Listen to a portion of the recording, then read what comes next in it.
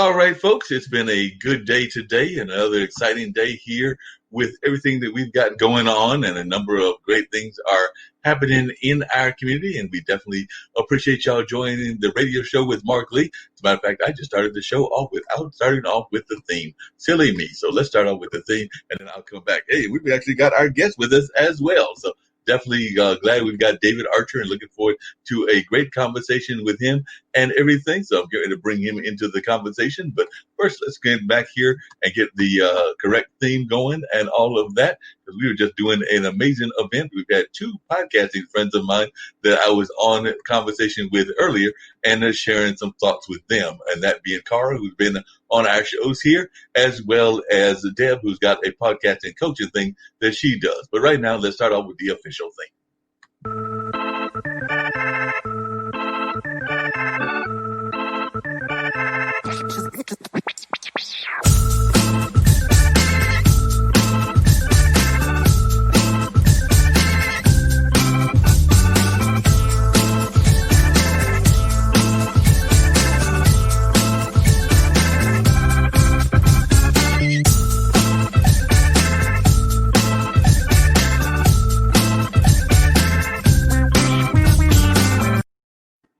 Yep, so much is going on in the world. I know a lot of folks are concerned about definitely what's happening in the sense of the virus and the pandemic that we're in the middle of and all of that. And of course, a number of folks are also paying attention to what's going to be happening with the inauguration that is coming our way on Wednesday. That's right. The inauguration, which I understand will probably be mostly a virtual inauguration, will be taking place on Wednesday. And a lot of folks are very much concerned about how that's going to play out because of what happened 2 weeks ago and all of that. So I do know that a lot of the states are under alert and are trying to pay attention to some of these outside factors that are going on that are doing a lot of negative energy and all of that. So we're definitely going to be talking about that on this show, because my guest today has definitely got some thoughts about how we can do better in terms of race relations and a number of other things as well. So definitely was glad to get David on to the show and to talk to him more about the great work that he is doing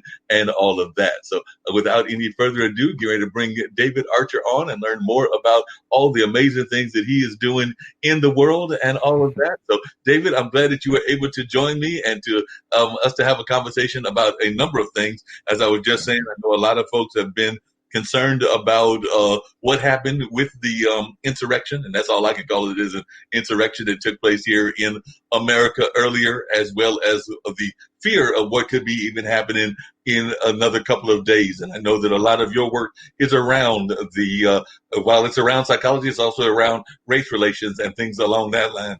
So I'd love to hear more about what you got going on in your work and even some of your thoughts about where we are as a society. And I know that you're over there in Canada, but you're definitely observing what's going on in America. And I know that there are even some things that are happening there similar in Canada. So I'd love to hear some of your thoughts as to what's going on in your observations here in America. Sure. So thank you again, Mark, for having me on the show. First, I want to preface this by saying that I'm coming from the perspective of a therapist. And so some of the things that we've seen happen in the past few weeks, from the therapist perspective, it's not only that we look at things from one event, but it's often helpful for us to look at a pattern of events as well. And sometimes when we're able to kind of look at what's happened in the past, it kind of puts what happens in the present in a bit of a more understandable context. The only thing is that I'm not a historian, so I won't be able to go too far back. And also, as you mentioned, is that I'm not an American. I happen to live in a place called Canada. The original name of the city, we call it Montreal, but originally it was called Tiohtià:ke, and that's the name that the Iroquois Confederacy would have given it. And that itself is very important for us to understand, because what that means is that I'm actually living on unceded territory. And that kind of puts it into perspective for me. So while I was talking to some people, they're like, wow, I'm surprised. All of this stuff is going on. As I said, I'm not a historian, but I know that the way how the formation of my country took place and the formation of how your country took place was not necessarily unicorns and rainbows. That the only way how our countries could have been formed is through the genocide of indigenous people. So if, for example, there was violence that took place that originated the land so that it could be taken from the previous inhabitants, if my ancestors were not taken and used in order to facilitate so-called cheap labor, if there was not centuries of violence, centuries of this destructive nature, then I think it would have come to a surprise to me as well. But for us to really just say that it was like a one-time thing, and that I've heard a lot of people say that this is something that they believe is un-American. Well, we have to understand that there's a global precedent that takes place. This is something that we're not really touched in the West. We're not touched by these things, but there's always times on the news that we'll see like videos of uprisings and violence that takes place in people's nations' capitals. But I do think that it's especially difficult for us because it makes it feel as if we're all one world community, that it's no longer this belief of American exceptionalism, is that now America is starting to resemble other countries. And now we're all united in this idea of how are we going to get out of this? But I do want to say, if I can continue with my rambling answer, it's just to say that it's a confluence of many things that you saw took place at that capital. Although I do believe that there's aspects of white supremacy and racial violence that's a part of it, it's also the economic system and capitalism that's a part of it as well. Because many of those people you saw there were not necessarily the richest people. In fact, there were people from all walks of life. There were, they're finding out all types of people were involved. So this is a moment not to really despair. This is a moment for us to have self-reflection. So if any of my clients were in a crisis, as you saw, what occurred was technically a crisis. But when my clients are in a crisis, we have to reflect on what it means. We have to understand the pattern from where it came from. And we have to address the underlying trauma that is probably unprocessed and unresolved that allows those types of things to happen in the first place. That makes a lot of sense, and you brought up some very interesting points and everything. I actually have some Native American background in my own family tree and all of that, and there's some relatives that live there in Canada. Actually, matter of fact, one of my cousins, Will, runs a whole fashion line that he does out of that area with his wife and everything, because he actually went up to Canada and married somebody that was more traditionally out of the Canadian Indian community and all of that. So he definitely has been up there for a number of years and all of that. And I know that part of what you talk about, which is something that is very much popular a lot in this day and everything, is this kind of concept of anti-racism. And I know that definitely Mr. Kende has done some work similar to what you have done. But what is your approach to anti-racism, and how can we do a better job of trying to be get more folks to understand how they can be anti-racist? Okay, well, it's a good question. And again, is that I find that there are some people who have different perspectives and definitions of it. For me, as I was going to probably explain at some point, I'm writing a book called Anti-Racist Psychotherapy, Confronting Systemic Racism and Healing Racial Trauma.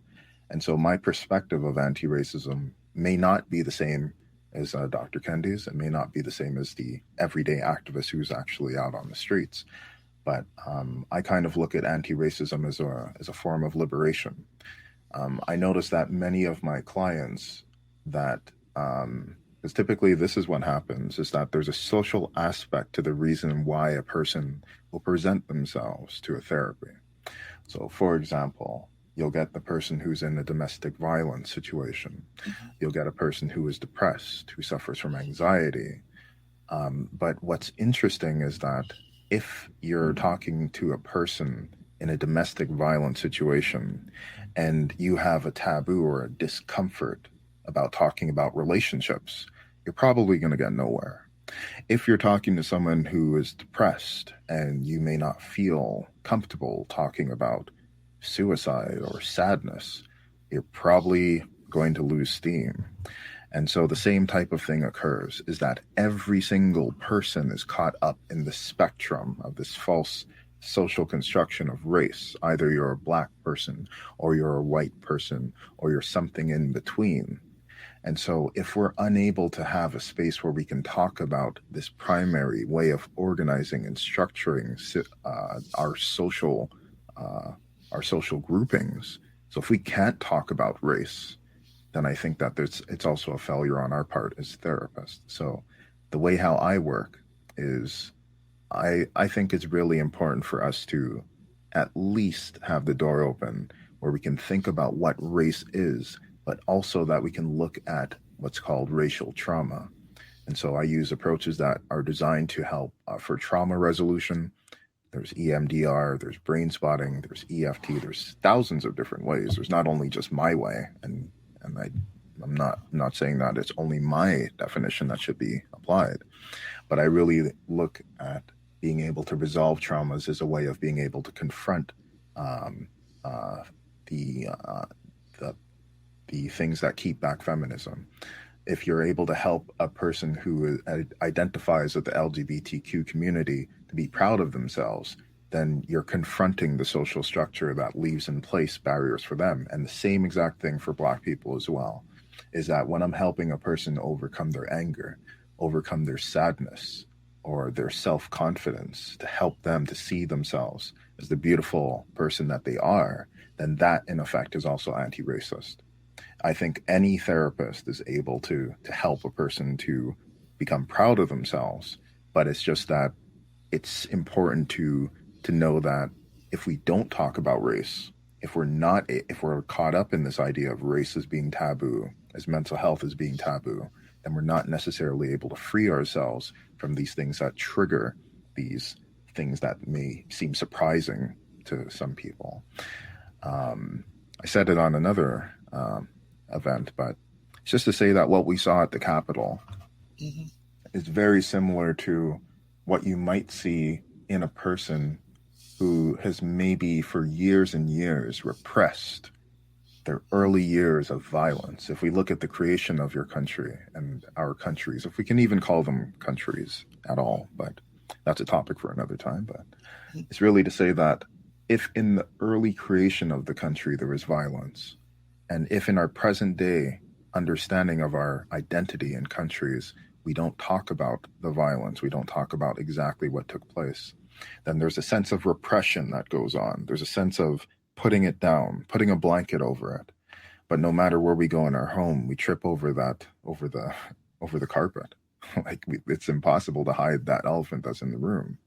And so just to say that these early events that took place, they have been repressed. We haven't really come to terms with them.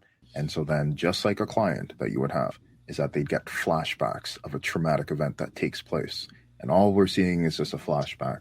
These the white race riots, what people may call like white lash, these things are common in your country's history, in that whenever we see Black advances, then we see this type of response. So it's logical to see it. It's just that it's not pleasant.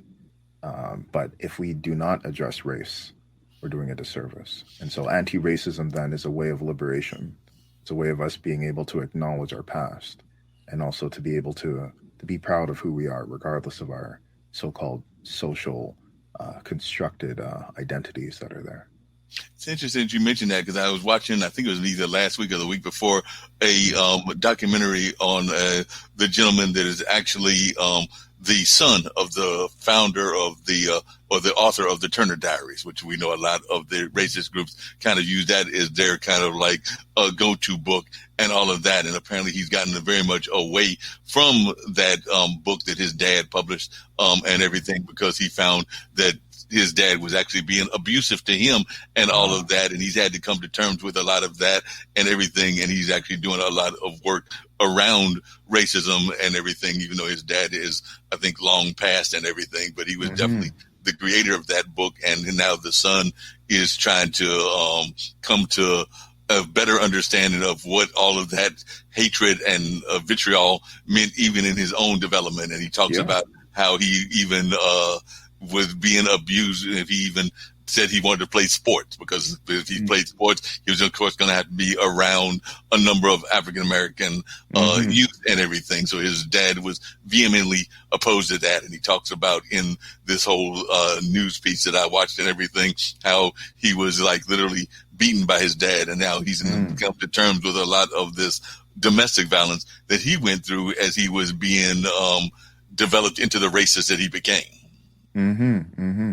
Yeah, and it's really to say that I'll try my best to extend off of that. It's just to say I've never met like a child, if you've ever seen on the playground and how sometimes there could be bullies.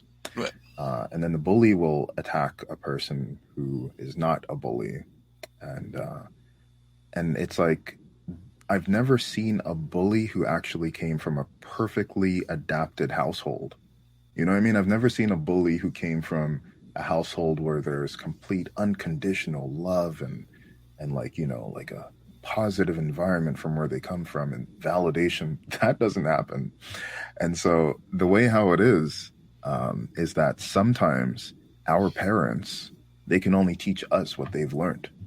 And so the bully can only teach the victim of the bully what they themselves have learned.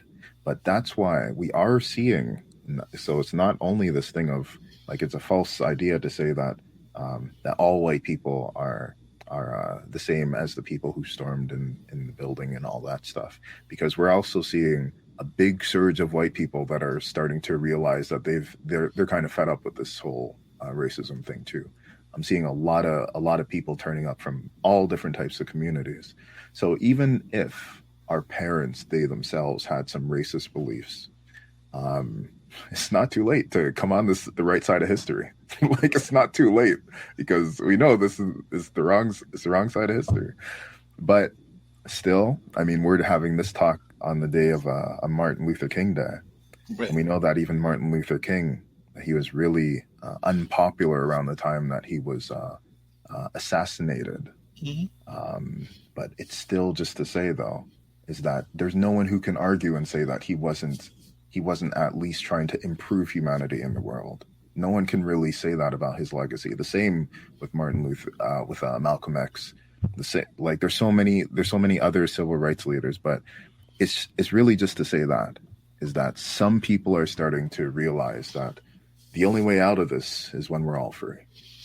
No, I definitely agree with you on that. And you actually brought up an interesting point, both of Malcolm X and Martin Luther King. And we actually did a show yesterday that kind of touched on that legacy that he had and everything. I'm actually of the opinion that he would be highly frustrated that some almost 60 years away from his famous I Have a Dream speech, that a lot of the things that he was talking about, whether that's food insecurities, whether that's race relations, whether that's kind of our view of being the colonial kind of side of being a world power and all of that, and a number of other things that he was very vehemently against, because a lot of folks forget how much he was against the Vietnam War and all of that. But I was wondering, what is your opinion of what do you think Dr. King would be thinking about this modern day era that we're in 2021, both there in Canada as well as here in the U.S. and throughout the globe? Well, if Dr. King was able to come back and talk to us in this day and time, what do you think his reaction would be to what's going on in the world? Well, the thing is that Martin Luther King and Malcolm X, these were both men of God. And if I can bring a little bit of spirituality into it, just to say that they were at a time where there was a lot of violence towards Black people that was taking place. I don't know if they would necessarily be disappointed. I think that this was their thing, that was their calling. So it's just to say that when we interpret it in terms of a calling instead of just something that needs to be done, or that there is like a set of so-called smart goals they do in businesses sometimes. The calling, it takes place beyond like they weren't necessarily aiming for something to take place in their lifetime, and we know this from what they've said in their words. So I think that there are still some protesters who are like 80 years old who showed up to Black Lives Matter protests. Mm-hmm. I think that this is not the time to be discouraged. This is the time to really to just continue the same fight.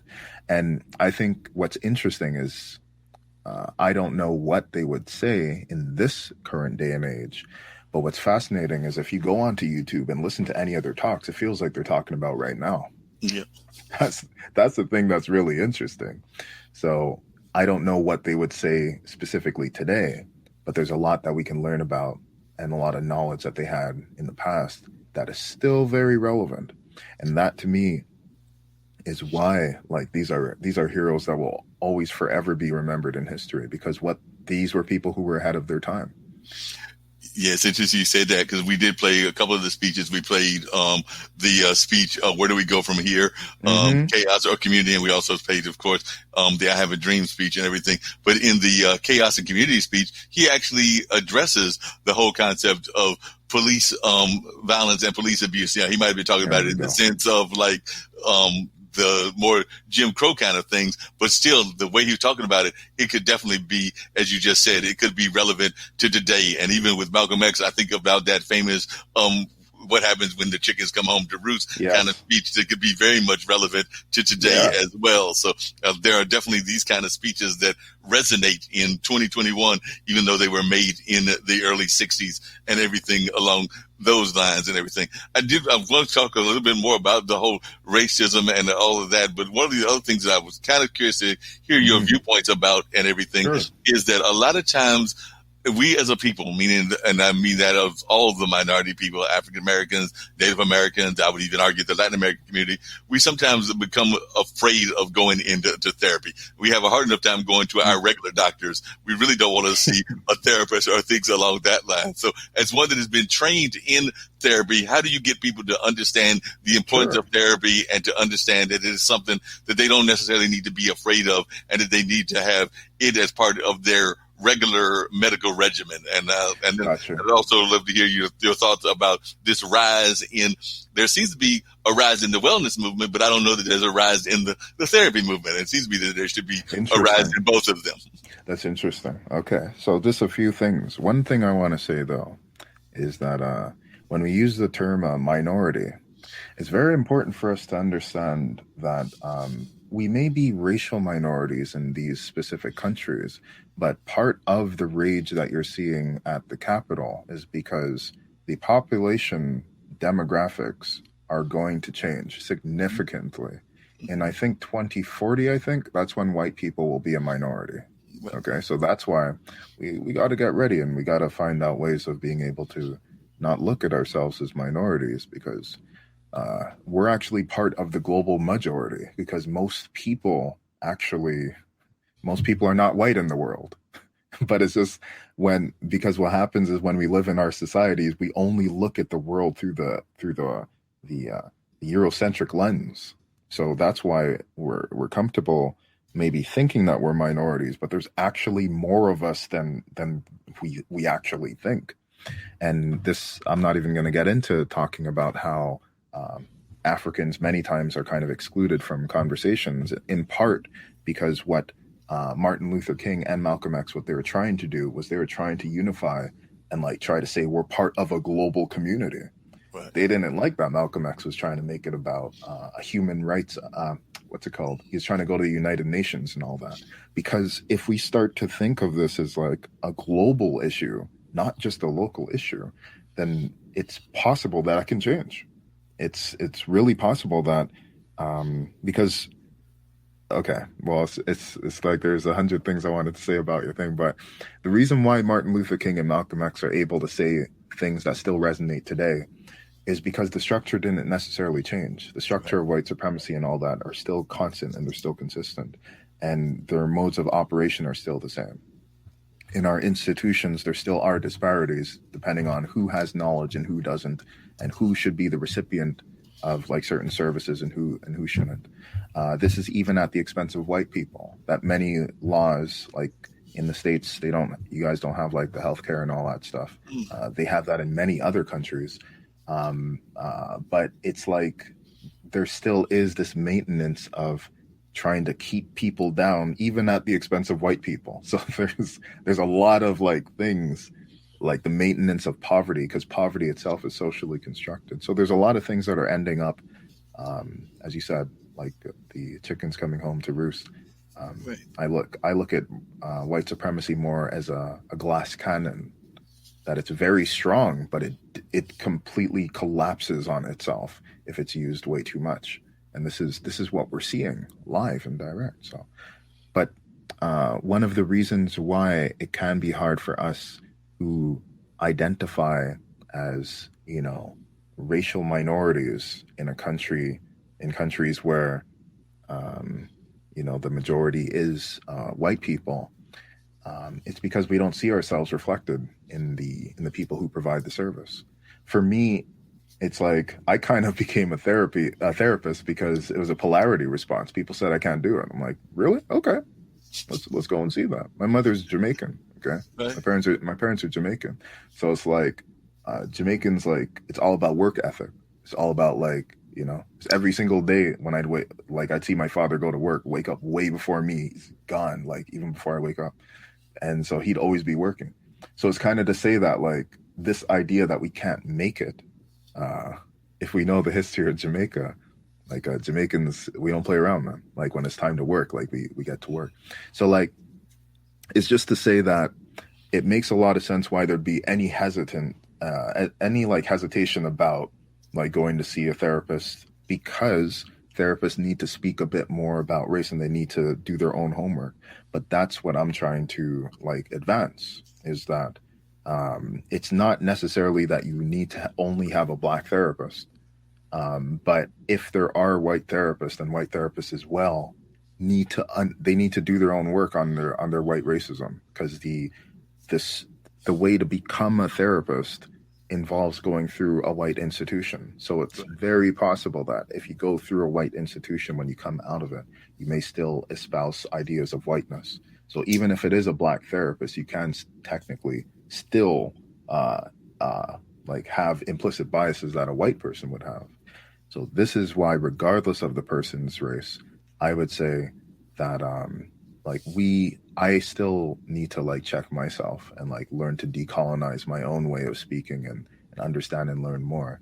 But I want to say that for people who want to maybe consider black, who are like Latin American, who are considering about going to therapy, this is the reason why we need more of you guys in this field. We need to get better representation in this thing, because there's something really special about going to a therapist and being able to just, you know, like to kind of be yourself, and to be able to talk about race, to talk about gender, sexuality, whatever it is that the taboo exists, regardless like of who you are, immigration and all that, without any fear of judgment. And so it's to say, what I want to say though is that it's so important for us to increase our numbers in these fields, so that we can start to give the therapy that works for us. And the only way that that's going to happen is there's less taboo about it, but it's also going to have, it's that we need to support ourselves to go into unconventional fields like therapy. What do you think are some of the stereotypes that people have of therapy? Like I said, I know there are a number of them, but what are some of the ones that you feel that we need to work as a society to address and to try to get away from? Because I know a lot of times when people think of therapy, they think of and I hate to put it this, but the kind of the Hollywood version of therapy. Yeah. They think of Frasier. They think of like kind of that TV version of what therapy is about. And that is very much of a European view of therapy. Even Frasier was very European oriented and everything along that line, even with his radio talk show that was part of the theme of his TV show and everything. Right. But it was very much of an Anglo kind of focus. But I was wondering, is that part of the problem? Is it so much of an Anglo focus and Anglo stereotypes, or what do you think are some of the stereotypes that folks have about therapy in general, particularly in our community? All right. Well, there's some people that, because there's a lot of like misinformation about what therapy is. Right. And I think that that's the therapist's responsibility. I think my field could be doing a bit more about really letting people know what we do. But there's a lot of mysticism about it, of like, it's kind of like a secret. But I could start off with just the definition of how I see what psychotherapy is, because psychotherapy itself is really designed to help a person to learn. Okay, it's very similar to education. Education is kind of like to help a person to recognize that they have the capacity to overcome obstacles, and like that's the reason why you need to pass elementary school first, then you go to high school. High school teaches you to get into, in Quebec, we have a thing called CEGEP before high school. So then high school teaches you to get to CEGEP. CEGEP teaches you to get to your college or your university or any of that stuff. So the knowledge builds upon itself. And I believe that psychotherapy, when it's done right, is also in that respect, is that you're helping a person to tune into their inner resources to overcome their inner obstacles. So it's not necessarily the therapist who is the answer to everything. My job is really just to provide a context where the person can tap into their own skills. And when I talk to my clients, before they become my clients, that's the reason why I like to have a phone call with them to kind of like assess like what are their perspectives about what's going to happen. People are like, are you going to hypnotize me? Are you going to brainwash me? And I'm like, no, that doesn't happen. I don't have a pendulum. I don't, my watch is on my cell phone. I look at the screen and it tells me the time. But I do want to say, though, is that there's a lot of misinformation even about hypnosis, of what hypnosis is able to do. So there's just a lot of like, generally there's a lot of like misunderstandings about these things. But no, I don't have a couch that anyone sits on. This is a time of COVID. People are staying home. Let's do it virtually. And it's just, but what I do, though, is called EMDR. And it still is based in the West. It still is a Western way of doing things. But instead of it just being about talking, it's also about helping a person to find ways of keeping themselves in the present. Because whenever a person's depressed or like stressed about things that happened in the past or traumatized, it's almost as if they have like 2 feet in the past. When a person's anxious or they're preoccupied about things that didn't happen, it's almost like they got 2 feet in the future. But the approach that I use, the psychotherapy that I use is designed to make it so you could get at least 1 foot in the present, focus on the past, and then eventually bring both feet in the present. This is what we talk about relating to mindfulness. This is what we talk about relating to being emotional regulation, feeling grounded, and all these things. And so it's to say, though, is that even if you are using tools that were structured in the West, it's so important for us to keep our mindset about like about the values that are like outside of the West. So I have a Western modality, but my approaches do relate to what's called Afrocentric psychology, and approaches that enable us to kind of conceptualize more than just the individual, but the family that the individual comes from, more than just what's going on, but to understand the past of where they come from, so that we can better understand the future. So, so just to say one more thing, is that it's not so much about just the sword. It's more so about the samurai. It's not just about like the purse. It's not just about like the tool that they're using, but it's the heart that's behind the person who's like using the tool. And so it's a lot of work that I do on myself so that I can help others to do work on themselves. No, and I know we always have to work on ourselves on a regular basis. And I was just wondering, would you agree with me that it does seem like a lot of our society in the West, and I would use definitely Canada, definitely North America, a number of the other places, even Europe and everything, that we've gotten away from a lot of the more traditional therapy, and we're now going more into this mindfulness kind of like attitude. I know a lot of people are getting into yoga, they're getting into meditation, they're getting into a number of these mindfulness kind of tools, which I think are important in terms of like grounding us and helping us have that kind of like true unity that we need, because I definitely believe that we are definitely spiritual beings, mental beings, emotional beings, as well as a number of other elements of our psyche and everything. But it does seem that right now a lot of our focus has been on that kind of wellness community. And I don't know if you think that that's something that should be done in conjunction with therapy, or whether that's something that you can do one without the other, or should they be done in unity. But I do see a lot of folks that are pushing that wellness aspect of their life. We have a number of even life coaches are pushing that wellness aspect. Yeah. So, I mean, that debate, I would be really biased because I've chosen my side and my side has chosen me. But what I can say, though, is that mindfulness really is, I think it's something that came about like maybe like either 4,000 years ago or 2,000 years ago, but a long time. And also there's like, I think that there's some Egyptian hieroglyphs that show that there's positions and postures that look like yoga.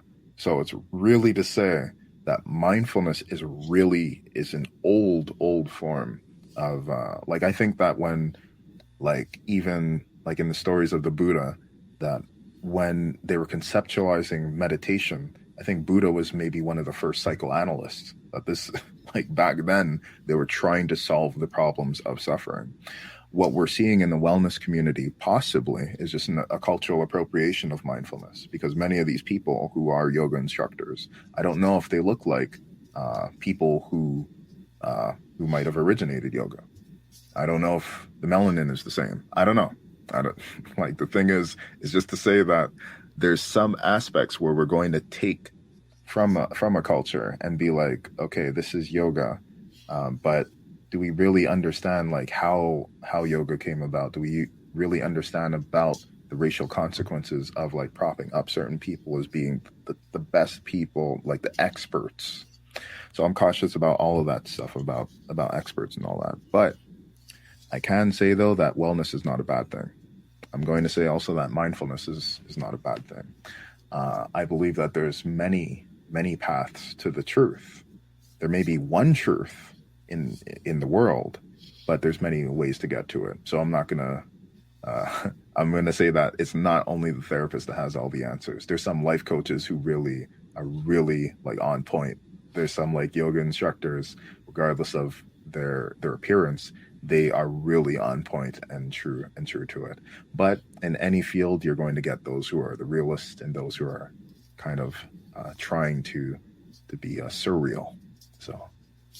And speaking of surreal, I know that one of the other things that I find a lot of times that people, when they think about, and you had actually alluded to this earlier in the conversation, when they think about therapy and particularly psychotherapy, they automatically go to the historical figures, which are very much European oriented. I mean, how many times have we heard about Sigmund Freud? How many times have we heard about Jung? How many times have we heard about a number of these other great European therapists or psychologists and things of that nature who had their own viewpoints? But I find that oftentimes it was very much of a Eurocentric kind of view. Yeah. And it sounds to me that George is very much not necessarily going in that mindset and things along that line. So what do you do when folks try to tell you that you're not necessarily espousing the views of a number of these kind of like icons? Because I do think that sometimes they become almost iconic figures that can do no wrong, even though I think that some of their viewpoints may not be all the way right for every society, including the minority society. But we do have some folks that are very much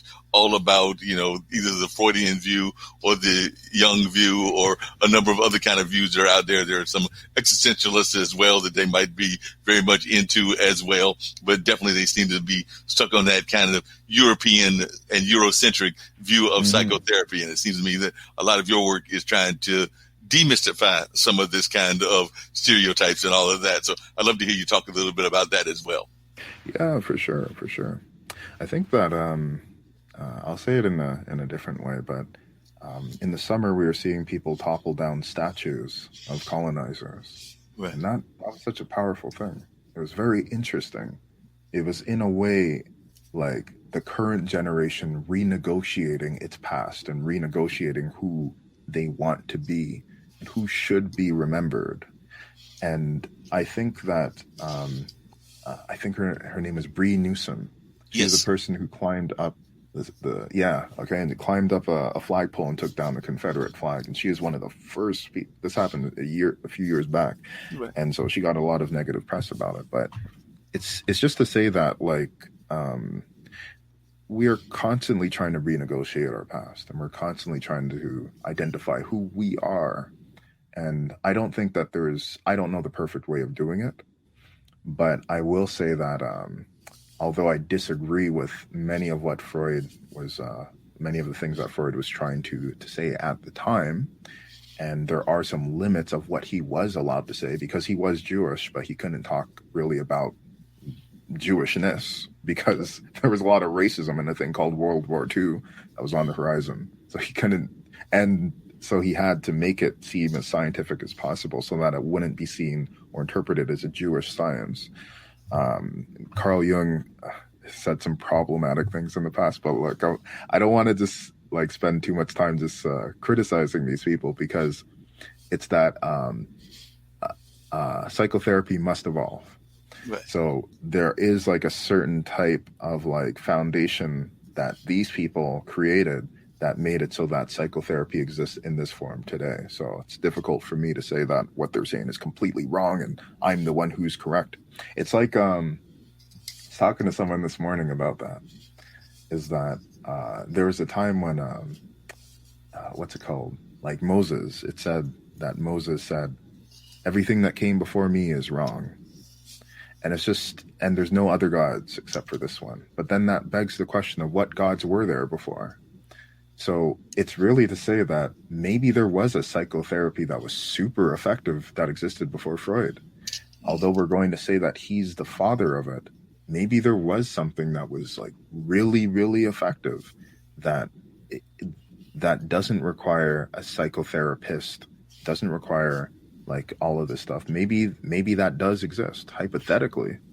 When people ask me who's the greatest psychotherapist, I say it's probably some person's grandmother, and she makes the best chicken noodle soup that you can imagine. And when you taste it, you kind of feel that all of your suffering, all of your problems are gone. And so I think that the best psychotherapist is the client, in a strange way, is that it's not so much that we need to focus on idol worship or worshiping of statues. The potential for healing lies within the client. So, of course, it is true is that there is a focus on the people who originated psychotherapy as a practice and as a study, who added some legitimacy to the science of psychotherapy. And that can't be discounted because science must continue to evolve upon itself. So that does serve a purpose, but we can't be limited by it. Mindfulness has been around for centuries, but it was only rediscovered by the West in the 80s, 90s or something. So it's really to say that there might be even something even more sophisticated that was done in the past that we might be able to tap into. But ultimately, I think that the best therapist, as I said, is the client. And I'll also say that a deep belief in spirituality also is something that is a basic foundation to help people. And spirituality doesn't need to mean religion, but it's important to give thanks for the sacrifices that our ancestors made so that we could be here. Yeah, definitely got to give a salute to the ancestors. I'm definitely a big fan of honoring our ancestors, including those ancestors that have recently moved on. I think about people like John Lewis and Ruth Bader Ginsburg, and definitely a number of others even here in Durham, where I'm at. Chuck Davis, who was a leader in the African dance kind of community and everything, was a kind of great person that I definitely feel is watching over us, and the same with Skippy Scarborough, who was a historian here in this area. So definitely I do think that we have to have connection to our ancestors as well to those that have carried on the path ahead of us. And we were actually earlier talking about two of the great legends, that being, of course, Martin Luther King and Malcolm X and all of that. One thing that I was curious about, Dr. Archer, was you the kind of child. I'm I'm not a doctor. It's just a Okay. master's of social work, master's of couple and family therapy. I'll get sued if you call me a doctor, so I gotta make sure I don't get sued. Gotta keep All my right. pennies in my wallet. Yeah, we want to Yes, keep go your ahead. pennies in your we want to keep your pennies in your pocket for sure. So, Mr. Archer and everything, were you the one that, as a kid, was always the one that was kind of doing, trying to help people as a youth? Because I do know that a lot of times we, as people of, a friend of mine calls us folks of the light. Some people call folks empaths and things of that nature. So, were you the one that, as a kid, was always empathetic, or was this something that developed in terms of your interest later in life? Well, that's an interesting question.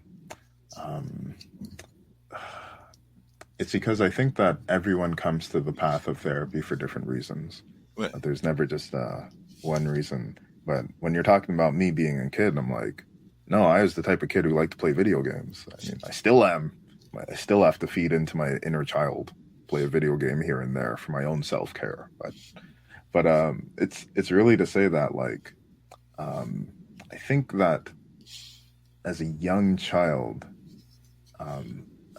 it's like, because what happens is that with blackness, what takes place is that you don't see yourself as black. It's that white people make you black.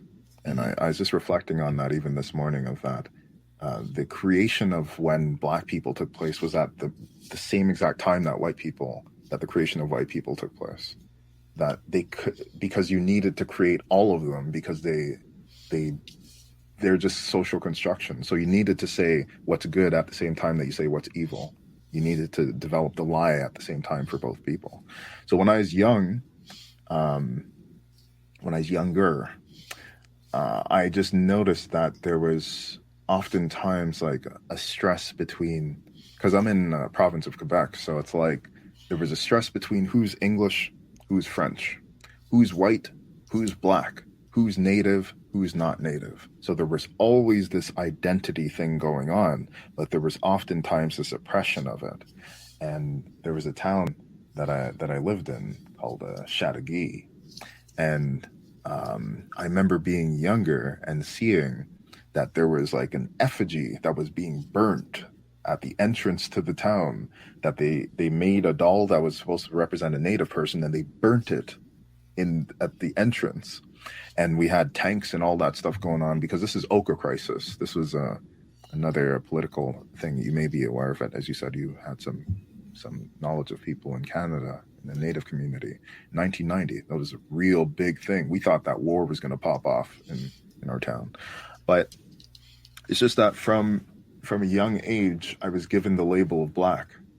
And when you're given the label of black, you try to either live up to it or you try to counter it. And I started to realize that I actually love the color of black. It's the color of my shirt. Like, it's my favorite. It's actually,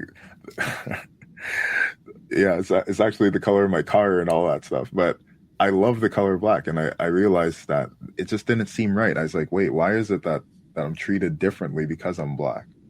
And when you're younger, and when you're a black man, you're often told that being black means either sports or entertainment. That Right. Being black involves just the use of your body, never the use of your mind. And I was told, you get the same type of thing. Like, you're sent to detention more frequently because you're a black youth. I think there was a time last year in the States that there was a young black girl who was sent to jail because she didn't do her homework. So it's like, those things, actually the research supports and says that black people get higher consequences in school and all that stuff.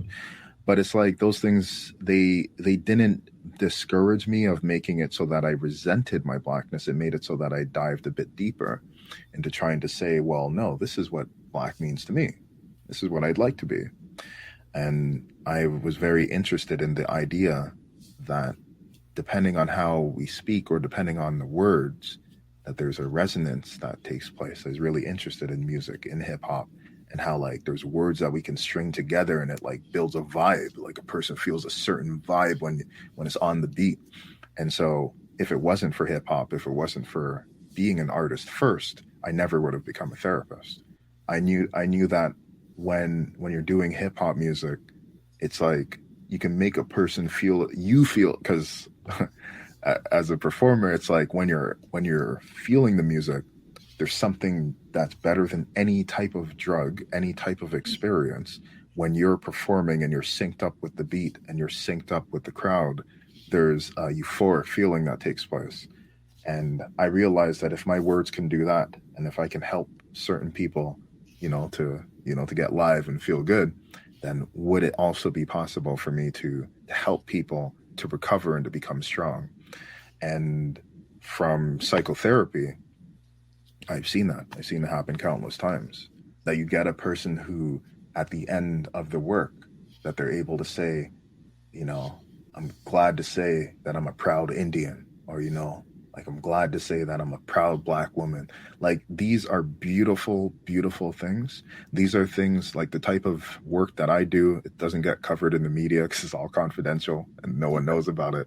But it's these little victories. When you see a person recover from depression, see them recover from anxiety and from the anxiousness, from racial trauma, it's these things that motivate my calling. So when I think of the Martin Luther King, when I think of the Malcolm X, the Huey Newtons, everyone who came before us, C.T. Vivians, you were mentioning some legends before, I needed to include him too. But it's just that I just think of their calling. I just think of like, what is that energy that pushes them forward? And I primarily think that a lot of it has to do with the ancestors. Is that for every person listening to this broadcast, including you and including me, is that there may have been one of our ancestors in the past who might have did everything that they could to make sure that their child survived. They might have did everything they could to maybe hide us from someone, to like maybe feed us like whatever food they could find, just so that we would have a great grandparent. That great grandparent might have done everything that they could. It might have struggled, might have fought so that we could survived in some way or another. And so when we think about who came before us, we have to express a sense of gratitude, of knowing that what we're going through right now may be challenging, but to remember that patterns repeat themselves, and to remember that every single person listening to this, that there was someone who fought for you to be here today. So we have to express a gratitude and a connection to the past. And that's what kind of keeps me going. Yeah. I had my parents, my mother was my biggest fan when I was younger. And she didn't want anybody to tell me that being Black meant this. She knew that, like, coming from Jamaica, she already had a Black identity.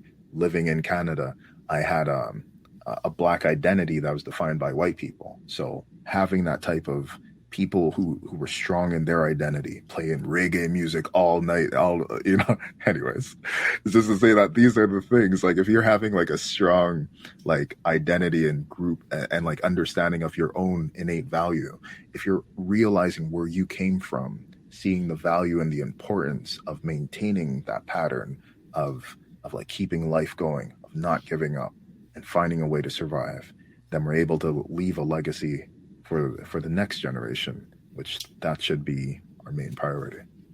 Yeah, definitely. And as you were talking, you were making me think of a lot of different questions and everything, which is oftentimes what happens on these kind of interviews. It's why I love these kind of interviews. Sure, and everything. And one of the things that I was thinking about was you were talking about some of your work and some of the things you've done in the past, even on the native reservations. And I know that a lot of time addictions and gambling issues can impact our societies in those communities. I've actually got a cousin that is recovered, but she was definitely, her and her husband were addicted to meth and all of that. So I was just wondering if you could talk a little bit about your work in that field as well, because I do know that that has impacted a number of our minority communities, but particularly our Native American. Native brothers and sisters. Yeah, for sure. There's a guy named Gabor Mate. He's like kind of, he's an awesome, I guess like a thought leader on addiction. And he was the one who taught me, like I went to one of his many like trainings or workshops or something. And it's like, cause I was trying to understand, why is it that the Native community gets hit by addiction like this? And like, why is it that even Black people get hit by addiction, get hit by these things? And it's like, he explained that there is like a link between trauma and substance abuse. And I found in my practice, whether in the Native community, whether in my own private practice, I have never met a person who had a substance abuse issue who didn't also have trauma. So I've never met someone who was self-medicating, because that's what it is. When you're using a drug, you're kind of filling your own prescription. So I've never met someone who's self-medicated and didn't have pain. And the interesting thing about the native population is that you could not, I believe, you can't successfully treat the addiction without understanding or at least acknowledging the function of addiction that took place in their community. Because it's not just an individual thing. Alcohol was introduced into native populations intentionally. Right. There are many treaties that were broken. Many of there's a whole lot of literature on all that stuff. But it's really to say that what helps a person to overcome their addiction is also a sense of pride in who they are, and you need to have something that's a higher, we would call it like a higher power. It doesn't need to be a religion, but even the higher power of saying, like, for my family, like your family is greater than you. It's more people and it's a community, like for my community and all that. So it's really to say that when we talk about the addiction rates that are in the native community, we also have to talk about what put them in the community in the first place. What is it that made reserve? What structure created that? And that helps us to be able to start to think outside of the box. But realistically, when we do talk about anti-racism, I don't think that all of our problems could be solved by just attending a course or attending like one of my sessions or something like that. We need real and significant structural change. We need to change the patterns that create the environment for terrible things to flourish. Yeah, it's interesting you say that, because I know one of the things that they talk about here on IBM TV, and the founders, actually one of the founders, Kim Calhoun, as well as Nick Palvedo, oftentimes talk about it, is that they feel that we are in the middle of a educational crisis to some degree, because they feel that we are using 18th century tools in the 21st century. And yes, they definitely feel that we need to get more into a 21st century mindset. So it sounds like me, like based on that reaction, that you would agree with them. And I was just wondering if you could maybe address some conversations to them, as I'm sure they're listening and everything, as to whether you feel that is the case even in psychotherapy and in the field of medicine. But it does seem like we are definitely not addressing the 21st century. We're stuck in the 18th or the 17th century, I would even argue. Mm-hmm. And I think that it's just that we're very invested in being able to keep a narrative that is very comfortable for us. Unfortunately, we feel very comfortable telling people that Santa Claus is real in our countries, in many different metaphors and many ways of interpreting that. But I think that there needs to come a time in our nations and in who we are, where we come to terms with the fact that that not only is it that our fairy tales have served a purpose, maybe at a specific time in our development, but that we start to write our own story. That we stop just telling stories just because it's convenient. That we start to really think about what is most effective. The approach that I use is the one that's most effective for me. The way how I talk and the way and who I am, this comes out of my own suffering. And I think that if we're able to sit with suffering instead of trying to nurse it, instead of trying to find a pain relief, a quick pain relief, like from one shiny thing to another, if we're able to really, like there's a friend of mine who's in the military. He said, when you put a soldier through fire, then you find out what he's made out of. And I really, I take that to heart. And I really think that it's from my own suffering that I was able to develop my own wisdom. And that's what I think is part of this goal of psychotherapy, as I said at the beginning, is that, yes, there may be things in the past that could be helpful as a guide. And there are patterns that have been observed in the past, but we must come to terms with understanding that each of us is truly precious. There's not just one way of solving this thing. There's many different paths, but each of us is precious. And I think if we can sit with that long enough, we can find the wisdom that we need to make the changes that are necessary. Yeah, that I makes a don't lot of think, sense. yeah, I really don't think that our problems are difficult. It's just that because we're holding on to statues and thinking statues should not be torn down, this is what's making we're holding on to a past that was that never was. So this is what's happening. So for my clients, I tell them that we learn from the past, but we got to let it go at some point. We reprocess the past, we look at it differently, and then we use our current, present, everyday selves to be able to look back at the past, learn the positive lesson that's from there, to stop believing in the negative, dysfunctional belief, and to choose an adaptive belief that more resonates with you and that can help to guide you in the future. And how do you get folks away from that whole baggage concept? Because you were talking about, and it sounds to me like you're trying to encourage people to leave the baggage at the door, to use that old expression. But I know that even in relationships and even in work environments, a lot of times folks have a hard time doing that. They have a hard time leaving the baggage of past jobs, past relationships, past whatever away from their current situations. And I've even alluded to that even in the job hunt kind of environment, or in the environment of trying to get gigs and things of that nature. Because I know that sometimes we actually, and I've used this analogy before, we fire ourselves before we can be fired, meaning that we've already given up on the job before we've even gone for the job and all of that. And definitely the same with relationships, where we bring in those past baggages into new relationships. And that, of course, is detrimental in and of its own self. So I just wondering some of the tools that you try to give to your clients to get them away from those two examples. And that's just two examples. I'm sure I could come up with hundreds more that I know that are common that a lot of folks do, which is one, either firing yourself from your job or before going for the job, or two, bringing too much baggage into relationships. For real. Well, for that, I'd say it's a better idea for that. Like I tell people that let them say no before you say no. And so, it's like there's so many times how we talk ourselves out of opportunities just because of like past patterns that are not necessarily real. The way how I help people is I help them to know that some of those past patterns are traumas that are unresolved. And through the use of EMDR, through the use of bilateral stimulation, there's like things that involve the body and the movements of the body. Because many of our pains, when we think of our emotions, we don't really think about it, but the emotion has like a physical correlate. There's like something that happens when you're embarrassed, you feel it at the bottom of the stomach. When you're angry or heartbroken is the best example, you feel it in the place where you think the heart would be. When there's a lot on your mind, you feel it on the head. So the way how I help people is by being able to communicate more with their body, to be able to listen to the body, so that when it's whispering, we acknowledge it.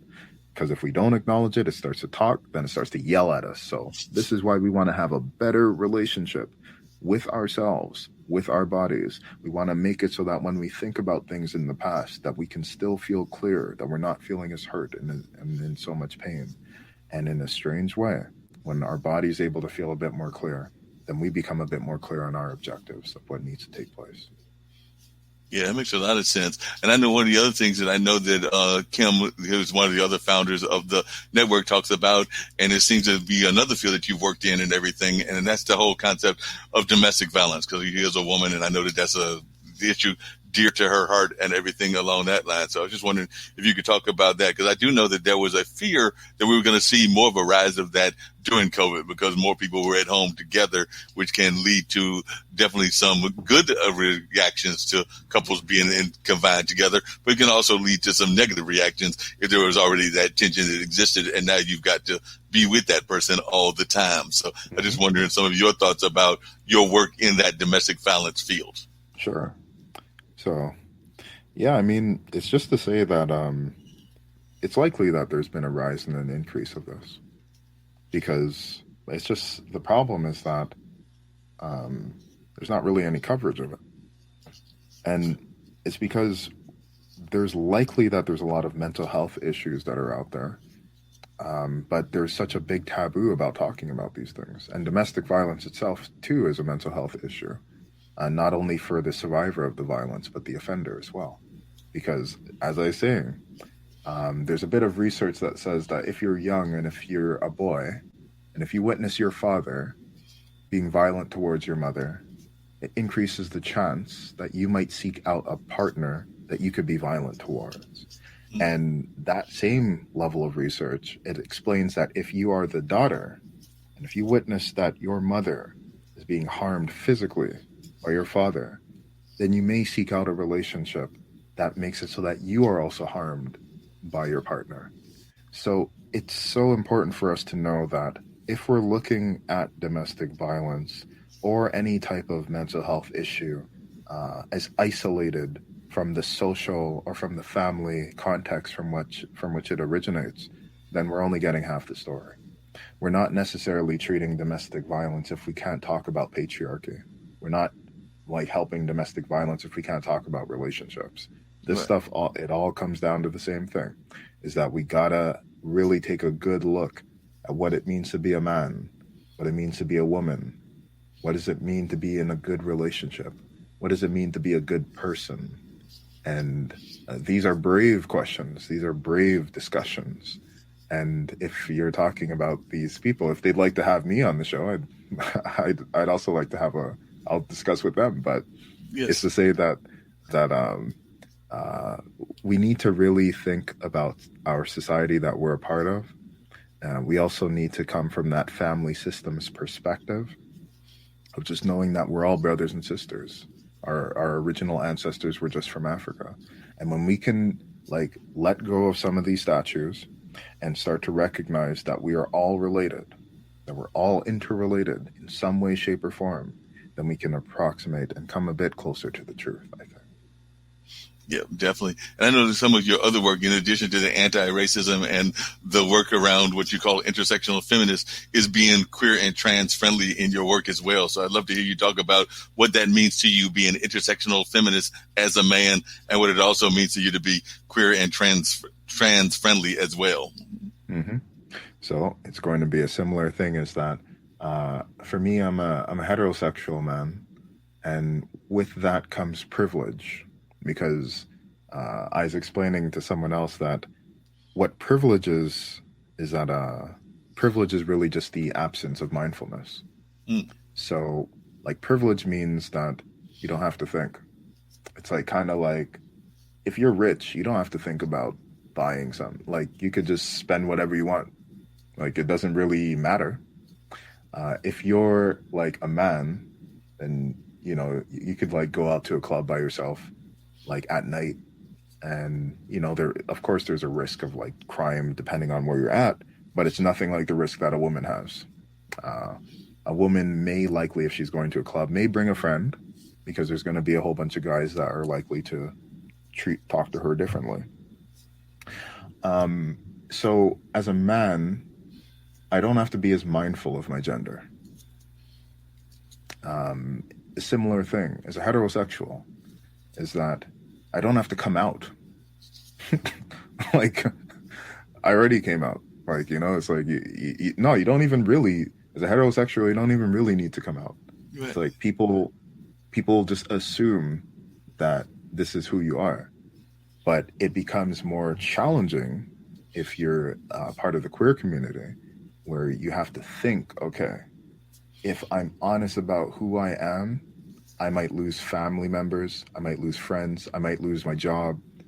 And also just with a woman as well, is that there's cases where if the woman becomes pregnant, she may not have, I think in you guys' country, your maternity leave is not really that long. So there's a chance that you can lose your job because you got pregnant. So because you're doing a normal biological, regular thing, you can lose your job. This is what I mean about it just being like, it's an extra difficulty level depending on the various intersections that a person has. So being a black man is a bit more difficult from being a white man, because blackness is perceived as undesirable in our society. Being a black woman is a bit more difficult from being a black man, because being a woman is seen as like less capable in certain ways. Even if feminism has advanced, women are still being paid a bit less. Right. And then being a black trans woman, and so on, is that you also have to deal with the fact that people believe that you don't deserve the same human rights. last year was, I think there was an activist named Peppermint who's was on the Cornell West podcast, and I think that she was saying that last year was the highest amount of Black. I think it was the highest amount of like trans women who were killed in the United States, like on record. And so it's just to say that these different identities that we do have, for people to tell me that they don't see race is ridiculous, because these people, they will never say that they don't see gender. Right. And so no one has ever said that to me, ever. They've told me many times that, hey, some of my friends are Black, but they've said all these other BS terms. It's a clinical term. Mm-hmm. But it's just to say that we haven't really reckoned with race. So we haven't really reckoned with gender. It looked like we did, but no, there still are higher rates of femicides, higher rates of Black women who give birth that they die during. Like there's all of these things that are taking place. So it's just to say that this is why I fight for anti-racism. This is why I advance it, is because it's related to all the other forms of discrimination. Right. Yeah, I can definitely see that. And you're right that it's amazing that in 2021, you still have people that will use that concept of they've got a Black friend or a Latin friend, or that they've dated a Black man or a Black woman or something along those lines as a means to justify their own existence in a multiracial society. Not necessarily kind of like say it as a way that they love that person or cared about that person, but as a tool in part of their own identity and everything of that nature. And I've heard people say that on a number of occasions where they'll tell you that they've got this Black friend or that Black friend, or that they've been out on a date with this Black person or that Black person, or in some cases they might even tell you that they've married or been married to somebody of a different race or ethnicity, where that's not really the concept of the conversation that you were having with them in the first place, but they just wanted to like use this as a tool to kind of justify themselves as being legitimately caring about you as a minority person. Yeah, so that's kind of how it is. But look, I think that everyone is like trying the best that they can. There's like a higher like level of racial consciousness now. So I think that now is not the time for us to backpedal. No, now I is agree. The time for us. Like white people, that's good. White people are leveling up. They're starting to realize, racism is bad. And I get that. That's great. There's a lot of like abolitionists who have been around, like, have been trying to wake people up a long, long time in the country. So some people are starting to wake up, but it's also for Black people too. Is that what you guys did in Georgia was a beautiful. I thought that was a beautiful thing. Oh, yeah, I totally agree. That was a wonderful thing what they did in Georgia and everything. One of the other shows that we've got here is a show called Gamers Den. And I'll definitely have to Toby come on that show, as I know you're a big video game fan and everything. But part of what the conversation is, and I actually co-host that with him on every Thursday, is the whole concept of how a lot of people use video games as a negative aspect of how they are hurting us in terms of hurting our youth and everything. And they want to talk about the violence. They want to talk about some of the stereotypes that exist within certain video games and things along that nature. So I was just wondering your thoughts. And like I said, I'll probably have you come on to Toby's show as well. Yeah, man. Have me on the show, man. Have me on the show, because I'm gonna have to head out soon. But have me on the show. I'd like to discuss it, just to talk about it in length, because I think, again, like, we're talking and there's a lot, there's a whole lot that's there, but I think the primacy of it is race. I think that and that's just because I've seen how race affects so many people. But I'd love to talk about video games. I'm definitely a big fan, and I'd love to, but I want to make sure I have my full time to talk about video games. That's definitely one of my passions. Cool. Well, like I said, the show is 1 to 3 on Thursday, so I might even send you an invitation for this Thursday, if not this Thursday, next Thursday and everything. But I'll definitely send you the StreamYard link, and hopefully you can join us in that conversation. We oftentimes have other folks that come in, and of course we even play video games during the show. Well, actually, he does more than playing. We actually just talk about what game he's playing and everything. But definitely, I was just kind of curious as to if you had a synopsis view or a quick view as to when folks give you that, but we'll give you more detailed time on that particular show and everything. But when For folks sure. talk about the violent aspect of video games, what is your reaction to that, as well as the way that it is a negative tool? Because sometimes people think of another addiction that people may have. Mm-hmm. Well, again, is that I think that's a big question, man. That's what I'm saying, is that's a big question. I'd like to pick it apart. But the key thing is that, like, I think we always have to think about the reason why we're doing certain things. And it's that there are some ways that people will, like, there's things that are real, like internet addiction. Like, these things are real things, and they are really damaging to people's families and all that. But we gotta address it on a case by case basis. You know what I mean? So it's not that everyone who is playing the video game is like an addict. It's not that everyone who's playing the video game is violent. But it's that we got to find out what is it in our society that creates this violence. It comes down to the same thing. Like, is that we can blame the individual, but we also got to take a look at the family that the individual came from. Yeah, that makes a lot of sense. I also wanted to get to a little bit. I know you said you might have to bounce in another 15 minutes or so. I got to head out just now, actually. I thought it was only 1 hour.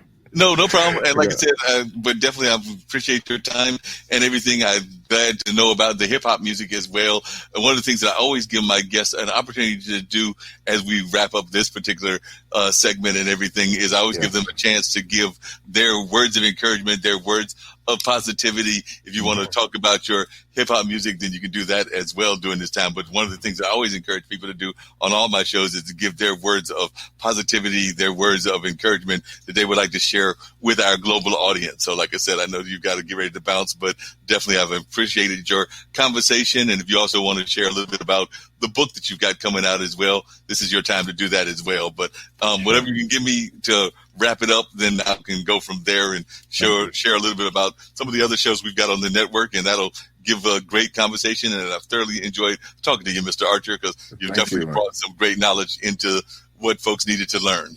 Thank you, Mark. I appreciate it, and thank you again for giving me the space to talk. I think, well, first I'll just talk a bit about how, and I've mentioned it before, is really to say that everyone who's listening to this broadcast, just to know that that you had ancestors who fought for you. Everyone who's listening, I've met some people sometimes who would say that they feel bad about themselves or about their self-worth. And it's just for us to know that that we're all on a journey. And even if we're on a journey and sometimes we might make a misstep or step in the wrong direction, it still means we can return back to the path. I feel that everyone's life is worth it. And anyone listening to this, just to know that you're worth it. That there was someone in the past. Maybe it seems a bit difficult in your current life, but remember that in the past, there's somebody who helped to make it so that you would be here today. And so when we're wondering about what our purpose is, what our meaning is, a lot of it is just to keep going, to make it so that our ancestor sacrifice was not in vain. And the book that I'm coming out with, it is a book about psychotherapy. It's called Anti-Racist Psychotherapy, Confronting Systemic Racism and Healing Racial Trauma. A lot of what we spoke about today by the gracious time that you provided with me, Mark, I appreciate that. A lot of what's in the book is about race issues, mindfulness, and also this dichotomy between what's called white supremacy and Black suffering, and trying to locate a way of moving forward using psychotherapy, specifically using EMDR psychotherapy, brain spotting psychotherapy, emotional freedom techniques, and just trying to help people to know that regardless of these social labels that other people have given you, just know that the labels, they serve a purpose for someone else, perhaps, but it's so important for us to redefine the label that we want to live by. It's so important for us to redefine what is our calling, our true calling. And it may not be it doesn't need to be the same calling that I have. It doesn't need to be the same calling that Martin Luther King or that any of the other people had. But as long as we just make a decision that we're going to live like through principles, like, you know, that we're going to do our best to re-educate ourselves, to decolonize ourselves, to find ways of being more compassionate to one another, but be willing to defend and to empower others, then I think that it's a life worth living. And it doesn't need to be on the biggest scale. Like sometimes it's really the simplest things that have the biggest impact. And before you know it, if you just keep on the path, one step at a time, you'll end up getting to like the destination that you're meant to be. And yeah, that's pretty much it. No, I appreciate you. You definitely gave a lot of insight and a lot of powerful thoughts that I know a lot of folks will need to be hearing and all of that. And like I said, I definitely will be inviting you back to a couple of the shows that we've got going on and all of that. So definitely I was glad to share you with a little bit of everybody and for folks to learn a little bit more of what you've got going on. If you want to just share a little bit about your musical background before you walk out the door, I'm sure folks would like to know that as well, because I did see that you were a hip hop artist in addition to being a therapist. So I'd like to know if folks can know where they can hear your hip hop words and a little bit about your hip hop music, and then I'll let you walk out the door as well. Mark, so again, is that I gotta head out, but the next time we'll talk a bit more about that. So I'm gonna have to leave you guys with a cliffhanger. But I will say the book antiracistspsychotherapy.com. Go on that website and you're going to be able to find out more about that. And then next time, Mark is going to come and spit some freestyles for us. And we're going to... No, you're going to spit the freestyles. I'm not spitting any freestyles. I'm going to leave that to you. But I know you can do it, and you can do it well. So I'm going to leave the pros to spit the freestyles. You know, I've got some friends I might bring on the show to share the freestyles with some bars, man. Yeah, man. All right. So that's what's up. So thank you so much, everyone, for listening. Antiracistspsychotherapy.com. And just trying to find ways of inspiring other Black people to get into the field, trying to get more people to know that our mental health must be a priority and that we can build it if we put our minds together and our hearts. Definitely. Well, you've been a great guest. I definitely appreciate you being on. And while you're getting ready to get out that door, I'm going to put on some spots of some of our other shows, including a show that my friend, Brother Mike does from Nigeria on Fridays, which is, he does a show out of Nigeria called Mind Closet. So we're going to let folks check out a little bit about what that's all about, because he oftentimes talks about the spiritual connection and a number of other things that he's got going on. And they've even talking about some hard issues, because even in Nigeria, they've been dealing with police violence and things of that nature. So he's actually had some guests talking about that on his show. So this is a little bit about Mind Closet.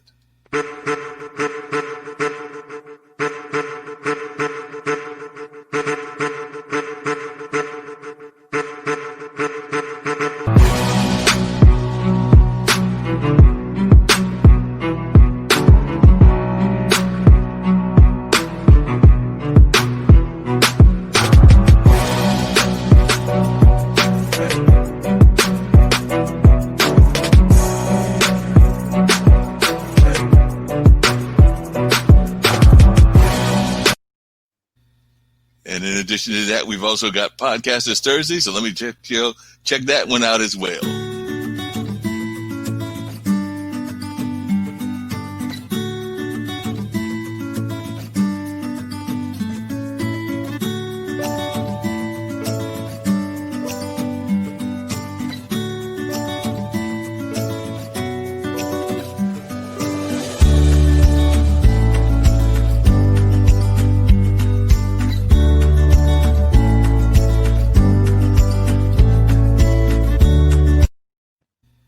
And as Mr. Archer walks out the door and everything, we're going to give y'all a little dose of the speech from Dr. King, because definitely that's one of the things we can do here is we can always bring up some of the great speeches of some of our legends and all of that. So I'm going to bring up one of Dr. King's speeches and might give y'all a little bit of taste of what he's all got going on and some of the legacy of Dr. King. But we're going to bring up the one from I Have a Dream and all of that. So that being said, we're going to give you at least a little clip of the I Have a Dream speech. A leader and a hero.